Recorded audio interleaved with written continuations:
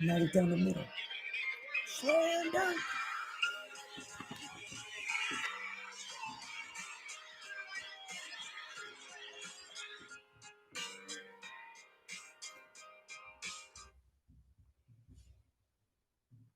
What's going on, guys? Welcome back to episode 3 of our 2021 24-minute recaps here on Dime Dropper. Before we get started, make sure to subscribe on all platforms: Twitter, Instagram, at Dime Dropper Pod. Make sure to subscribe on Apple Podcasts, and of course to follow us on Spotify, and of course subscribe on YouTube.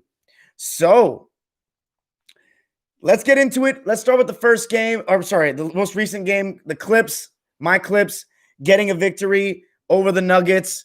I don't want to say it's full revenge because you can't fully avenge a 3-1 playoff exit in a regular season game. But shit, we had a point to prove. Me as a fan, I wanted to see us kick their ass. And that's exactly what we kind of did from the first minute of the game. Once again, coming out with intensity on the defensive end, communicating as a team, and all playing in sync. One of the main things I've already noticed with Ty Lue, huge difference from Glenn Rivers already. He wants us to push the pace. He wants us to get out and run. And that is exactly what we did. I don't even remember us having like many fast breaks at all last season under Cock Rivers. So for us to see, for me to see the team getting out and running and talking on defense, and we did turn it off for a second later in that. Was it late? I don't know if it was late in the third, going into the fourth. We started to take our foot off the gas a bit, and it started concerning me. But I love the looks we were getting all night. I mean, the Clips were just scorching hot from three. And you know what I say? I don't like when teams take too many threes, but we were taking the right threes tonight. It's all about taking the right threes, and we kept moving the basketball, moving without the basketball. I mean, how many times have we seen Kawhi high pick and roll with Zubats like we did, and everyone's standing around like we saw last year over and over? I don't remember us even seeing that one time. We are mixing in a whole bunch of different things. Sometimes we go with PG in the post, Kawhi in the post. We do some pick and rolls. We do some dribble handoffs. I mean, there's so much more variety to the offense right now. I know it's early, but you can already see the clear differences. The timeouts that Ty Lue calls immediately, like when things start to get bad, unlike Glenn Rivers, who I hated his refusal to call timeouts. He would let it get too late in the game, thinking he was on some Phil Jackson shit, thinking he was on some Phil Jackson stuff, let them figure it out and shit, and actually calling timeouts because he understands, this team does not know how to figure it out yet. They need to be instructed. They need to be directed.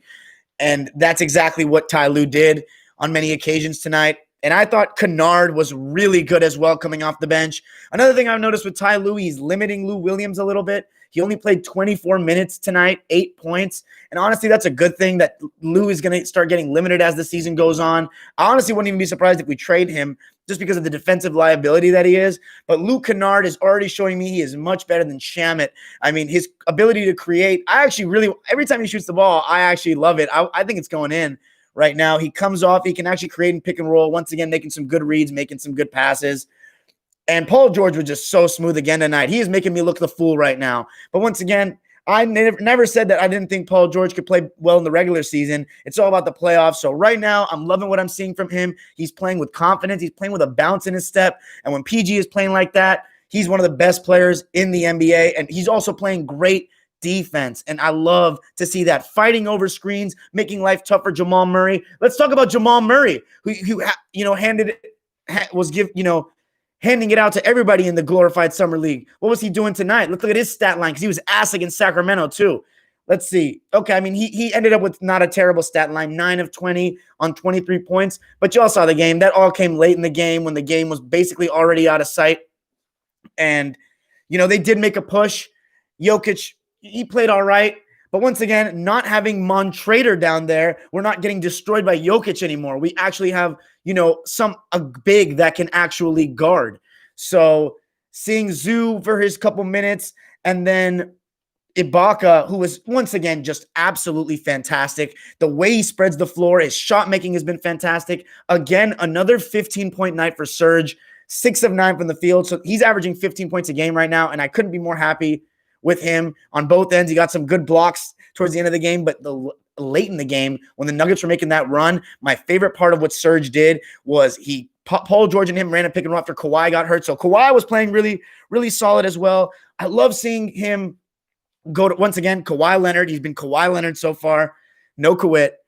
And I think Kawhi and the rest of the squad, they look fired up, man. They really do look fired up so far. But once again, we were 2-0 last season. So Clipper fans, let's not get too excited here. We were 2-0 last season on 2 nationally televised games in front of everybody. Everybody was sucking us off, talking about how we were the best team in the league. And then we ended up blowing a 3-1 lead. So we didn't win that third game last season. I don't even know what our third game is right now.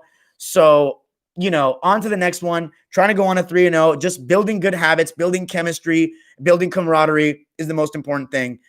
And Kawhi was really solid tonight, man. I love watching Kawhi work in that mid-post area. A lot of people think that it's boring, but that's called Gen Z bot, can't appreciate what real good basketball looks like. Kawhi with his mid-post fades. I know Laker fans might get offended, but he does remind me of Kobe sometimes with those over-the-right shoulder turnaround fades in the mid-post.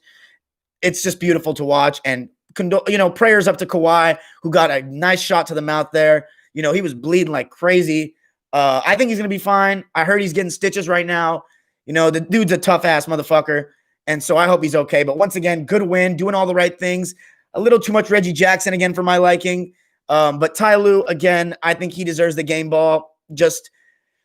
It's so evident the changes in this Clipper team, the pace, the intensity on both ends of the court, the movement, everything. So credit Ty Lue. My player of the game was actually, I haven't even mentioned him yet. My player of the game was Nick Batum tonight. I mean, what an absolute bargain this looks like so far. Do I think that he's going to sustain this level of play? Probably not. But not only is he knocking down his open shots, he's versatile. He can switch on to multiple players like we saw against the Lakers the other night.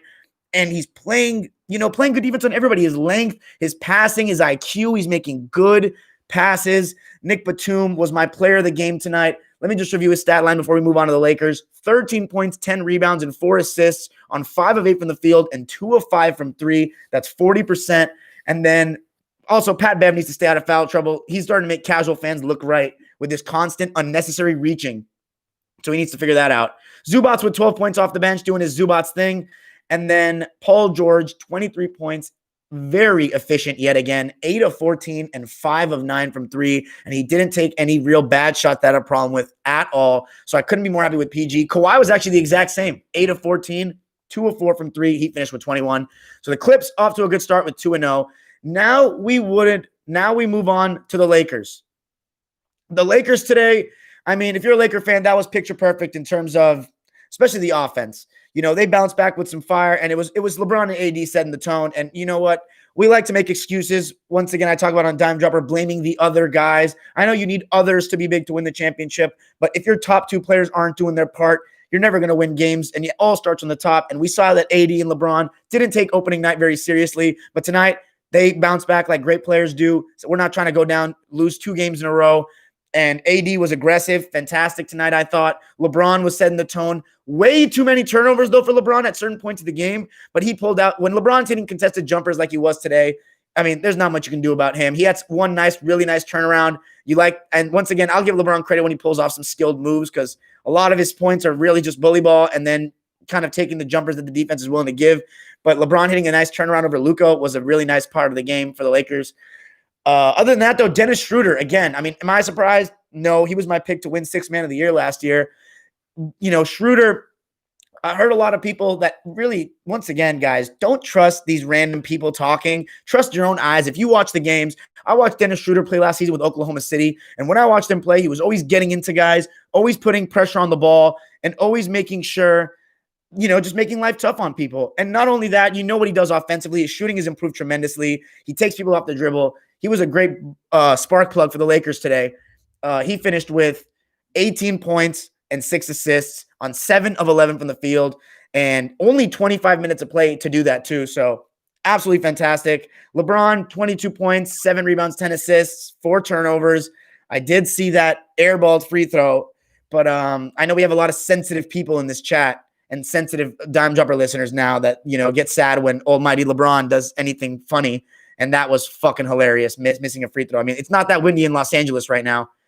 Anyway, I also, just because I have to be a good sport about this, Montrader had a really good game tonight too. I was getting a little pissed off when he was hitting those jumpers because he doesn't hit those consistently. Here's the funny part though. I see Laker fans going crazy. He didn't have that with the Clippers. Guys, he's made mid-range jumpers before during certain games when he's feeling it. Can he do it consistently? That will be the question. But Montrader is a great finisher. He was very active today doing his thing. He had a good game. He finished with 22 points, 7 boards on 10 of 13, extremely efficient, 2 of 5 from the line. That's one thing Laker fans are going to get annoyed with, as I used to all the time, was his free throws.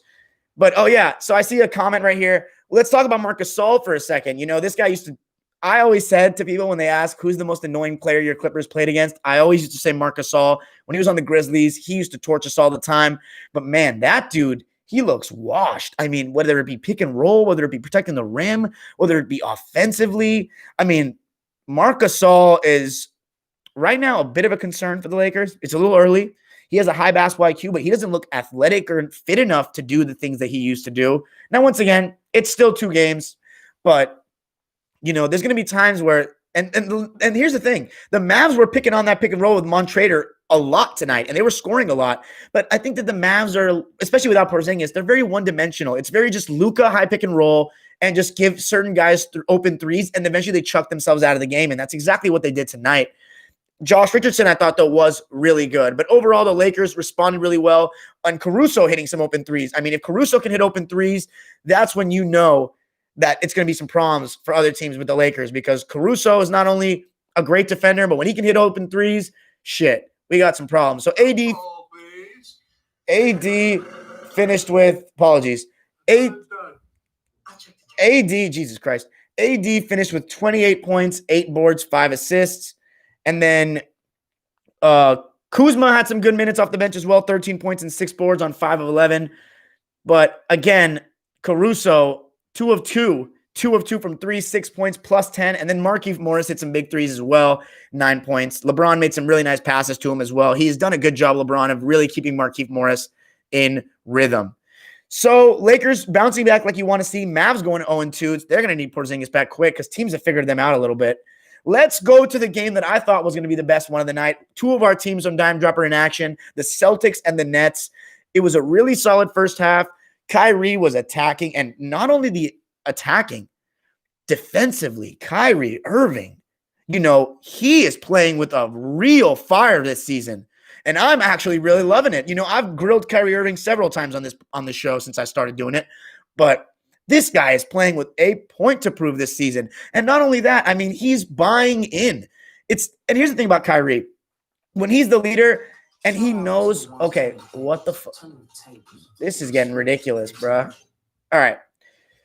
Kyrie Irving, when he is the leader, he often tends to do too much.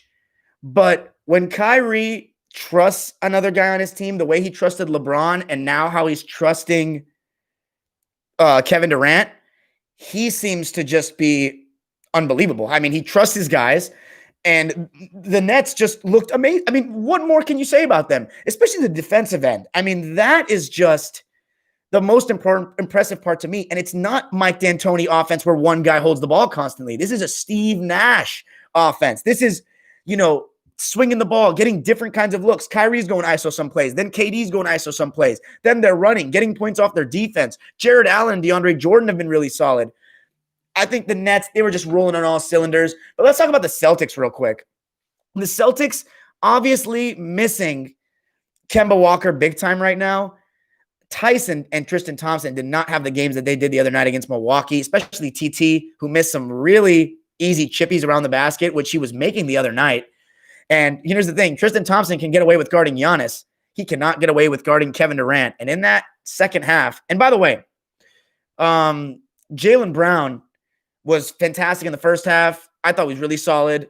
And Jason Tatum was solid in the first half. But in that second half, Kevin Durant, and I made a tweet too at halftime. I was like, he needs to assert himself. And that is exactly what he did. Assert himself in every way, literally cooking Tristan Thompson like there was no tomorrow. Off the dribble pull-ups, pull-up threes, pull-up mid-ranges, getting to the rim, stopping on a dime. I mean, KD was in his full bag. And, when he's doing that, he is one of, if not arguably, the best player in the NBA. Obviously, as I said, I'm not giving him that crown till the playoffs, but he is in that conversation like he was before he got injured. Make no mistakes. And Kyrie Irving had a point to prove to his former ball club tonight. As for the Celtics, the second that they, KD started getting off and the Nets started clamping down on defense. And by the way, this was actually a very, loosely officiated game, which I actually enjoyed. This was the most loosely officiated game of the night. And the Celtics, they could not.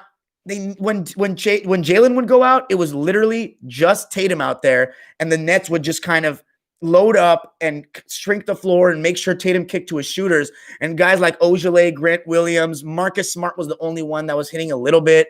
But for the most part, the Celtics just didn't have those secondary ball handlers and creators, without Kemba. So when Jalen came out, they would struggle because it was just him out there that could really create. And same goes for Tatum. And the Nets, on the other hand, have guys like Karis LeVert who came in and once again played very solid.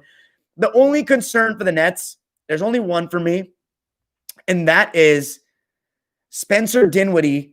Now, that's another game for him. Only 6 shots, only 6 points. It comes to the point where, is he willing to buy in and do this all year?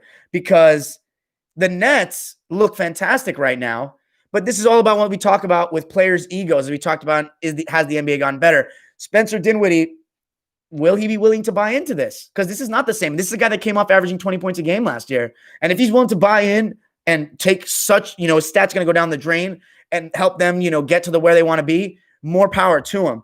But shit, how these players are when they're not, feeling the love.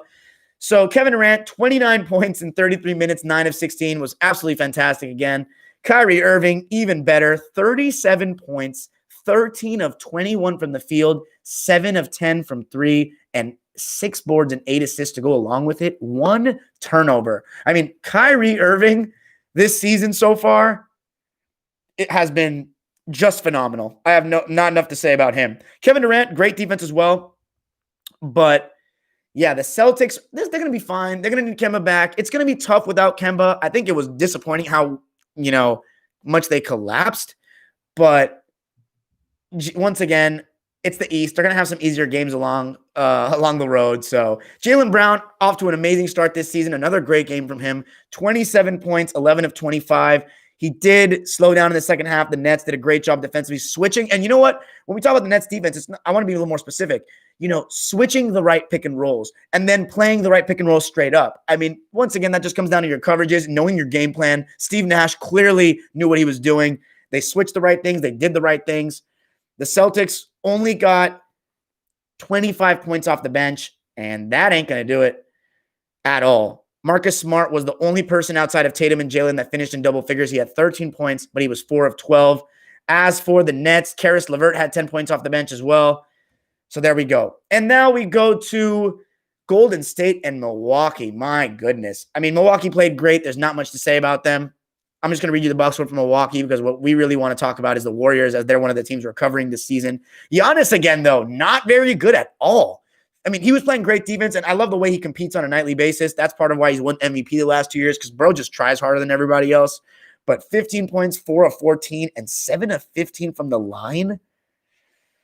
It's not looking like the guy's improved much. Chris Middleton, though, who's been, in my opinion, the best player so far these first 2 games for the Bucks, 10 of 15, 6 of 8 from 3. The dude was literally hitting classic Chris Middleton contested threes just off the catch, even pull up off the dribble. He's not the best in terms of creating a lot of space or being shifty or quick or athletic, but man, that standstill, just walk into that jumper. Chris Middleton is fantastic, one of the best in the league, and he's looking like so far en route to being an easy all-star again for the 3rd straight year. 31 points. He's been fantastic. DiVincenzo again in double figures with 13. Drew Holiday with 12. And again, with Drew Holiday, it's like now that he's on a team that's going to be right up in the standings, the media has no excuse not to make him first team all defense. I mean, it's a joke at this point not having him first team all defense. As for the Warriors, same exact thing we saw against the Nets. Teams are going to do everything they can to get the ball out of Curry's hands, to make life tough for Curry, sending 2 at him, sending 3 at him, trapping him on pick and roll, shrinking the floor. And I think to an extent, Steph needs to understand that he can't play so off ball without Draymond is one thing. Without Klay is one thing, but without Draymond and Klay, he cannot be playing so off ball and trust these other guys. because these other guys just aren't very good. He needs to be a little bit more ball dominant. But that being said, even with the ball dominance or lack of it, coming, off the ball, Andrew Wiggins has been an absolute joke. I know he was a little bit better, as the game went on today, but once again, what does this guy offer? He can't make open threes. He misses driving to the basket. He doesn't play. He gets faked out on defense, blown by. I mean, this dude is a disaster so far. Absolute disaster. 6 of 18, 12 points. And, another guy who I thought was going to be their second best scorer, more reliable, is Kelly Oubre, who's just been absolute dog shit so far. He's going to be okay. I think Kelly will come good. But this has been pathetic from him. Holy fucking shit. Yo, thumbs up if y'all can hear me in the chat. But absolutely ridiculous from Kelly Oubre, for one. Just terrible so far. But Steph Curry needs to be a little bit more on ball. He can't just play off ball so much with this team, because right now, here's the thing. People are getting really tough on Steph right now. Steph, let's look at his stat line again. 6 of 17, 2 of 10, only 19 points. Wiseman, though, the only bright spot I can say about the Warriors is Wiseman. He may make a Rookie of the Year type push. Guy can shoot. He has pretty solid touch, good activity. But Stephen Curry, man, I'm not going to get on Steph Curry like that, because I think, he's been out for a while. You got to give him the benefit of the doubt a little bit. He's adjusting to playing with a new team. And so he needs to be a little bit more ball dominant, assertive. Can't just pass the ball and run around as much with this team, because they just don't have the creation. They don't have the threats to take the attention off of him. So Steph Curry, I'm not gonna berate him. Like, I saw so many people on social media were going at him today. It's like, guys, it's only been 2 games. They've had a really tough schedule. Brooklyn and Milwaukee on the road. Let's reserve judgment a bit. Next game against Chicago, no excuse. They need to get off to a win, because if they lose that game, then the confidence is going to be really low. Questions are going to start to come up in the locker room, and it may not be the playoff season that I predicted for the Warriors. I said they're going to finish 7th. Well, it's looking in jeopardy, and Kelly Oubre and Andrew Wiggins have to step it the fuck up. Absolutely. Anyway, let's finish off. Only got a minute and a half left before we go live with the comments. So the Pelicans Heat game was pretty good. The Pelicans defense was not as sharp as I saw the other night against Toronto. Jimmy Butler, I hope he's okay. He got injured, not to go out at halftime, but it was more of a good response from Miami from losing to that first game against Orlando. I thought Bam was really solid. I thought Goran Dragic was so smooth in that pick and roll, especially coming off that right to left curl with Bam. He was creating so many good shots. Duncan Robinson was just splash. I mean, we got to talk about him as one of the best 3-point shooters in the league, because he's really in that conversation now. But yeah, I thought Bledsoe was poor, even though he was really solid the other night. Steven Adams, actually, I'm not a huge Steven Adams fan, but I think he was a really good, solid addition for this team. He played really well the other night, and he actually had some good moments of some nice little jump hooks and nice little finishes around the rim today. But once again, it wasn't enough to beat a very solid Miami Heat team, the defending Eastern Conference champions. Ingram, 28 points, 7 of 17. I thought he was really good. Zion was really good too. 32 and 14 on 11 of 20. Very efficient, really strong all around the rim, getting to the line and being the beast and strong guy that he is. But at the same time, it's going to need a little bit more, especially defensively with a team like the Miami Heat. And 111-98, the final score for Miami. Duncan Robinson, 23 points, 7 of 13 from 3. I mean, that's an incredible field goal percentage. Bam, 17 points. Tyler Hero had 11 points. Didn't shoot too well, but he was pretty solid. The guy, Achiuwa, is that how you say his name? Was really solid off the bench too. Also, loved what I saw from Avery Bradley, chasing JJ Baby Dick off screens all night long. He had 12 points on 4 of 7 from the field. Literally hounding that man. JJ did not have a game. Goran Dragic, by the way, 18 points, 9 assists, and 4 steals on 6 of 11. JJ, 1 of 7. Not the game we saw in Toronto the other night, or in Tampa the other night. So 1-1 for the Pels, 1-1 for the Heat. Those were our Christmas games. None of them were that good, in my opinion. Pretty underwhelming, so to speak. But that's all I got to say for the recap. Clippers 2-0, just how we like it. Nets 2-0. Warriors in trouble. Lakers bounce back. And we go on to our next game. So, upcoming episodes, I will be releasing the final part of Has the NBA Gotten Better? Part 3, Zone Defense and the Media Machine. That is going to be the best part of them all.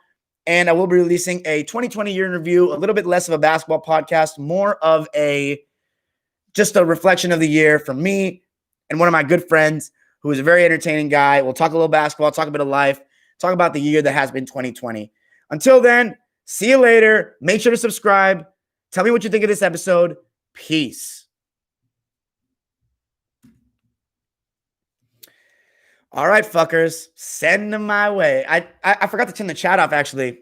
I'm supposed to turn the chat off when I'm doing the episode so I don't get distracted by comments. But honestly, I did a pretty good job of not looking at you guys. So now you're all good. Spam it. I did say JJ Baby Dick. I used to call him that all the time because he used to literally in the playoffs just not hit his shots and get exposed on defense. Yes, sir. 2-0. Thoughts on AD and Lonzo's performance today? Lonzo was solid. I think he just needs. Did he get in foul trouble? I'm not sure if he got in foul trouble or not. But Zoe's looking a little better. AD was really solid. Andrew Lakers. AD was really solid. Who should trade for Harden? I don't think Miami should. I think maybe Philly. I think any team that's trash. Definitely not Brooklyn. Get that apology ready for your Finals MVP, Paul George. Pump the brakes a bit. I will have my apology ready. We don't need it. He doesn't even need to make it to the finals. If we make it out of the second round, I'll have my apology ready for all of them. Blazer Boy was here, 79 Santa. Blazer Boy's a little bitch. He's the Gen Z cuck. Merry Christmas, my boy, Tua Boy. Shout out Westside. I see you. My opinions are just a little scroll away. I have to go all the way back there. As a Thunder fan, I miss Adams like hell. I feel that. You guys haven't even played a game yet. That's so funny. I love Schroeder, man. He's a dog. Yeah, he competes. Random man. Drop the video a damn like. Yeah, make sure to do it. Zaire. This guy Zaire. He be hitting up my line all the time. Kawhi looked like he got murdered. For real, hope he's okay. I hate injuries for stars. Facts. Brent. Oh, my boy Brent. Do you think the Clippers should still trade for a point guard, or would that mess up our chemistry? Let's ride it out, man. Let's ride it out. I think we should ride it out because I think last season we fell into the trap of, do we need a little more? Maybe we need to get this for this team. Like we picked up Marcus Morris in the middle of the season. We picked up Noah, and we didn't even use him because Cock is an idiot. But yeah, I don't think we need to. Don't rock the boat. Don't rock the boat right now. If problems arise as the season goes on, then we'll address that. But right now, don't rock it. Got to get myself a number 12 Pelican jersey. Were the Lakers running Marc Gasol well in the pick and roll? Are you talking about on offense or on defense? Basically, all I said was that the Splash Brothers all needed each other. They do worse without one another. Well, obviously the Splash Brothers, and without Draymond, Steph's going to do worse, and without Steph, Draymond's going to do worse. So they need Draymond back desperately because even though he won't necessarily help with the spacing, the floor shooting issue, he's going to be another creator that knows what to do with the ball and can actually, get in the paint and start to, dish, and he plays better deep. This Warriors team, they were missing someone vocal. They need someone to be like, okay, like we're locking down here and we're going to play basketball. Like right now, Steph's just like, oh, my team is ass. I'm going to try my best. I'm going to compete. That's it. We lose. No. That's not going to fly with Draymond. Anyway, let me see. Suns will finish 5th according to my season preview. Go check that out if you did it. I got them 5th because I'm a little biased towards Chris Paul, but go Suns as my secondary team after the Clippers this year. I think Gasol needs the season to get in shape.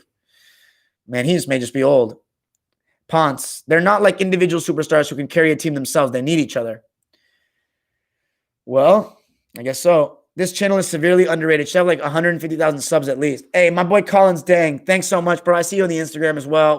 Hopefully we'll get there, man. We're going to get there. We just got to build it up slowly but surely. Tell your friends though, guys, Laker fans, whatever fan base you are a part of, tell your fan base about me if you actually enjoy listening to me talk about basketball, because I care about this shit. I watch every game. I played myself my whole life. So, I'm not just one of those. Here's the thing. You can tell with any of these talking heads, you can tell which one of them haven't touched the ball, who haven't guarded pick and rolls before. Like even at the park, you can tell the way they talk. You can tell who cares about stats and field goal percentage. And field goal percentage is relevant, but once again, what's more relevant? The victory and the loss. That's the most important thing in basketball. You don't care. You don't play basketball worrying about your stats. You play basketball worrying about what's needed to win on the next play. Anyway, and I learned that by playing. I hope Kawhi is okay, says 79 Santa. I like 79 Santa a lot too. I wanted the Lakers to get Reggie Jackson, but glad they didn't. Yeah, you don't want that.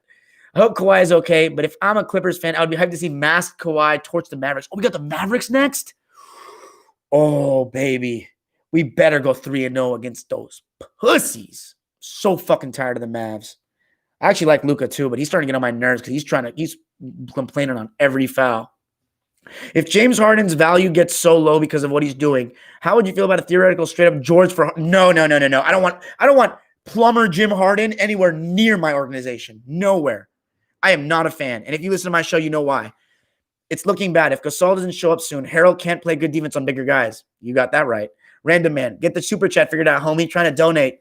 Hey, I appreciate you, random man. I'm going to try to get that super chat by the next episode. Zaire says, Mark needs some time. Dwight and KCP looked lost last season to start. Now look at them.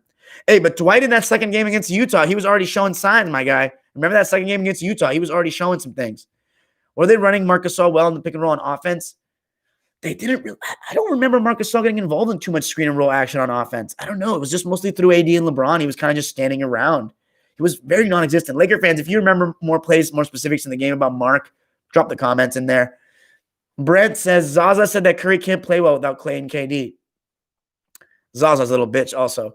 But, hey, man, let's see. Let's see what Steph does. I mean, I don't think there's any excuses. And you can't carry a team. I mean, are his guys good enough is the question. Let's talk about that. Are his guys good enough? Because right now, without Draymond, they're not playing well enough. And he's putting them in positions to succeed. He really is. He's giving them so many looks. Kelly Oubre needs to stop chucking threes. You know what I'm saying? Like, bro has missed jumpers, and he's not taking it to the basket when he's like he has stupid athleticism, man. Stupid athleticism. And he's just settling for threes. The same trap I say all these players fall into. I really like the way Giannis competes every night. Yeah, I do too. Jackie VWV says Kawhi got hit hard. Yes, I know. To our boy, criticism is warranted with Giannis because he's a superstar. However, as a Lakers fan, I love his ferocity. Kobe loved that too. I agree. Studio of Shred. As a Lakers fan, Lakers fans or people who claim to be Lakers fans online are toxic as shit. We know that. Lakers fans need to stop crucifying role players. They do this all the time. For example, Kuz, KCP, and Danny Green. I agree a lot, Zaire. Andrew Lakers. Clippers play both the Mavs and Blazers the next two games. Should be tough, but good games. And we only look at one game at a time. That's Dallas. We need to go 3-0. We did not go 3-0 last season. We lost to the Phoenix Suns. We took our foot off the gas pedal and lost. We lost our, guard down a little bit, and we lost to the Suns. I was not happy with that last season at all, even though it was just one game. I really wanted to continue 3-0 because we have a better team than 90% of the NBA. And now we're actually playing like it to start the season, but however we were last season, so don't really mean much. Dang, the Clippers schedule is like all their rivals from last season. Yeah, I know what you mean. Mark was flat at best, more bad than anything. I agree, Olin. Shout out Olin Alvarez. He be in the lives too. Hit in the head on one of my frequent commenters. Blazers, Clippers will be fun. Clippers don't need Harden. He doesn't fit there. Also, here's what. Jumbo, fake to what? Yeah. My guy, 79 Santa. He already knows what's good. Duncan Robinson's a great shooter. Isn't talked about often.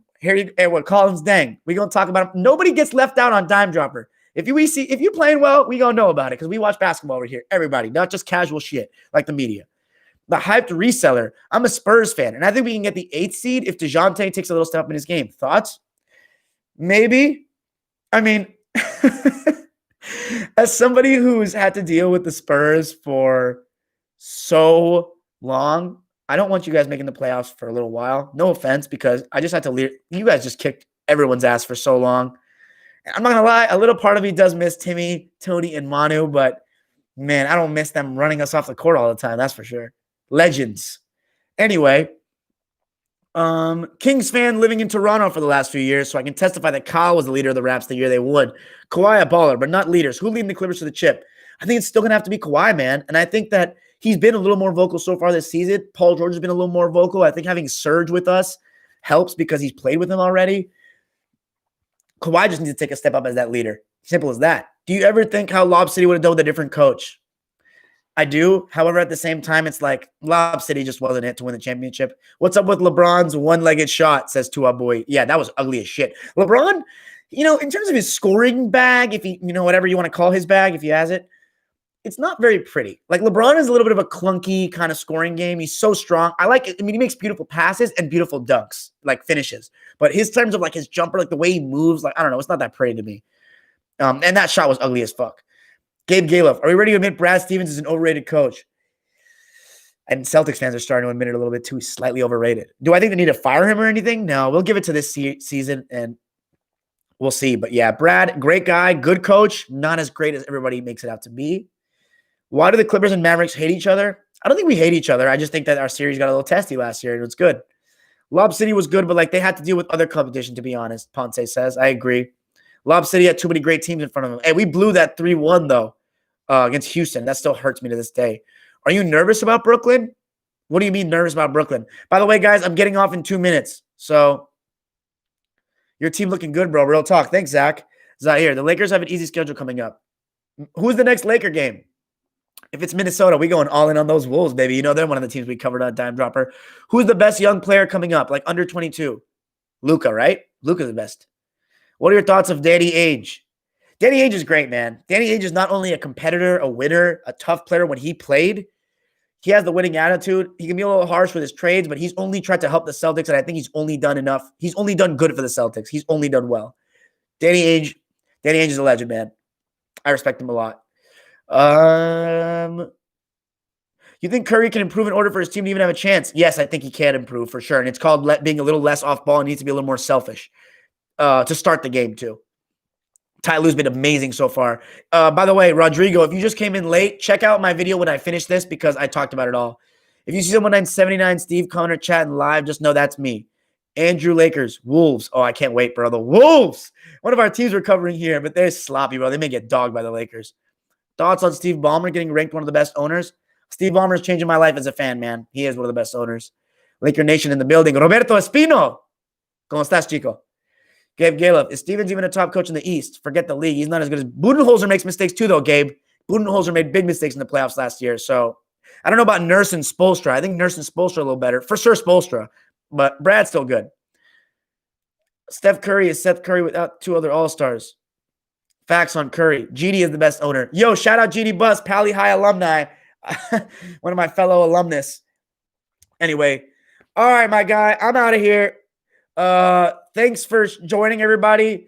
Saludos desde Guadalajara. Guadalajara, Guadalajara. Somebody bust out that mariachi band, baby. All right, guys. Thanks for joining. Make sure to sub. Make sure to watch Has the NBA Gotten Better? If you're into old school ball, if you're into any Laker history, anything of that nature, go check it out. I worked my ass off on those videos. Those are the videos I worked the hardest on. So go check those out. I'm trying to drop part 3 to tell you about how, you know what? I'm trying to be different than the media because the media feeds you a line of bullshit, bruh. So we're going to expose the media. Yo, hold on. Before we leave, I want a yes or no answer from the chat right now. Was Kobe Bryant ever the best player in the NBA? Go. Because it's part of my video, How's the NBA Gone Better, part 3 about the media. Let's see it. Yes. No? Yes. Yes. Yes. Yes. I got some good subscribers, baby. Random man. You serious? Yo. 2010 Kobe is still the best player I've watched in my time watching basketball. Now, we can debate LeBron and Kobe all day, but that's going to be for another day. Shout out Bean. Hold on a second. Shout out the Black Mamba, baby. Merry Christmas to all, and to all a good night. The Black Mamba. Attack, conquer.